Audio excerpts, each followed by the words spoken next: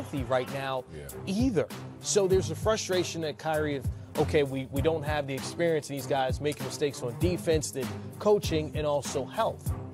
Those are a lot of concerns with only 8 games left in the year. Well, listen, the 8 games, what you hope is to just get your mental health and try to get some momentum going into the postseason. Hard to do when you're dealing with extenuating circumstances in terms of injury. But this Celtics team right now, man, it's going to be a challenge for them to potentially even get out of that first round. I mean, it's just not a lock. We keep talking about how good this team is and how much talent they're going to figure it out. But the reality is, this team they've never been together. You know, Gordon Hayward is not the Gordon Hayward they thought they were going to get, 2 seasons ago when they signed him. And so he's kind of been, to me, the X factor. By him not being who they thought he was going to be, it's kind of put everybody else in a position of uncomfort. I don't think Jason Tatum's ready to be that guy just yet. Jaylen Brown, had a great game when you go back last time they played the Spurs, but, he's had his inconsistency. They all have. And I think anytime you come into the season with the expectation of winning a championship and you look up and you're 5th and you can get to 4th, but that's the best you can do with that roster, there's disappointment. But you know what?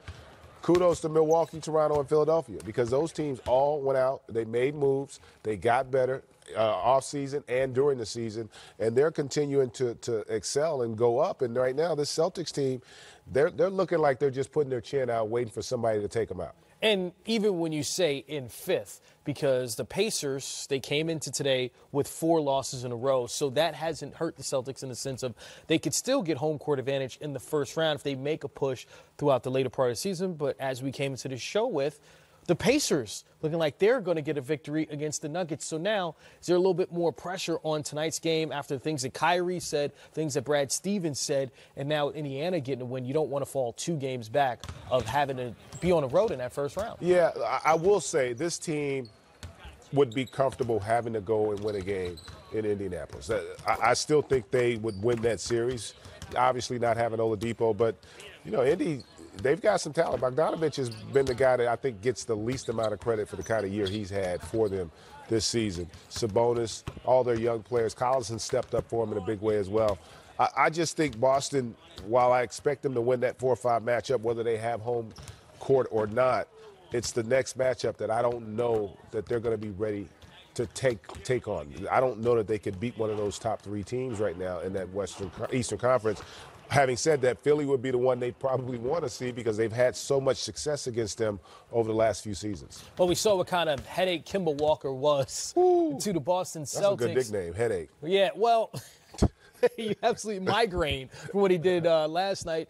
But on the flip side of that, the team that the Celtics are facing tonight, the San Antonio Spurs, they had an issue with your reigning MVP, the bearded one, scored 61. That's the most ever against a Greg Popovich team. Was this just a situation of, again, James Harden, an incredible offensive weapon, just with a performance you can't stop? Or is there a bigger issue with the Spurs in not being able to defend a guy like this when they have to get a victory?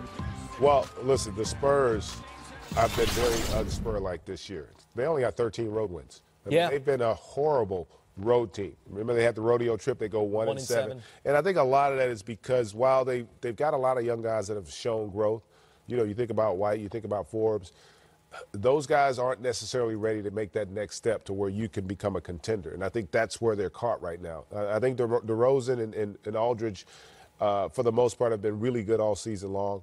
Rudy Gay's been in and out a little bit. He's going to be vital to them.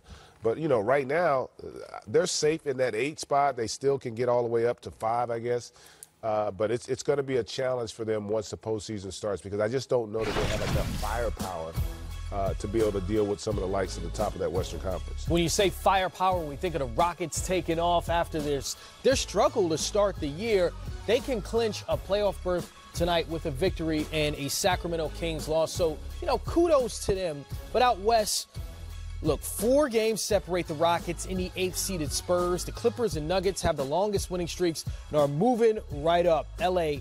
5th in the West, 9-1 in their last 10 games. The Nuggets before tonight had won 6 in a row. Of those teams, who's been the most impressive? I mean, I got to go with the Clippers, even more than Portland. I think the Clippers have been the most impressive team. I mean, you trade away Tobias Harris midseason.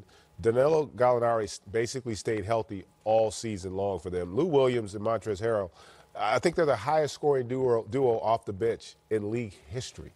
Think about that. Those two guys are having that kind of an impact off that bench. And I don't think that we've given Doc Rivers enough credit for the job he's done in terms of Coach of the Year. You know, obviously Budenholzer with what he's done in Milwaukee, Nate McMillan with what he's done, and there are other guys that have had tremendous seasons. No, but absolutely. Nobody's done a better job than Doc Rivers with that Clippers team. And to have them with a chance to have – they got a chance to have home court in the first round, when a lot of people didn't know, especially after that trade, whether or not they'd still hold on and make the postseason. Well, a week ago when we had the who should be Coach of the Year conversation, it seemed as if there were two candidates that were just a little bit above the rest of the competition, right? Yeah. When you look at what Mike Budenholzer has done in Milwaukee, and then when you look at the Denver Nuggets, what Mike Malone has done there. But now, if the Clippers finish the regular season with a top 4 seed in the West, it's going to be hard not to give that to Doc Rivers. He's going to get some strong consideration. I do think that Denver and Milwaukee, and for different reasons, I don't think anybody saw either of those teams being one. And I would have to say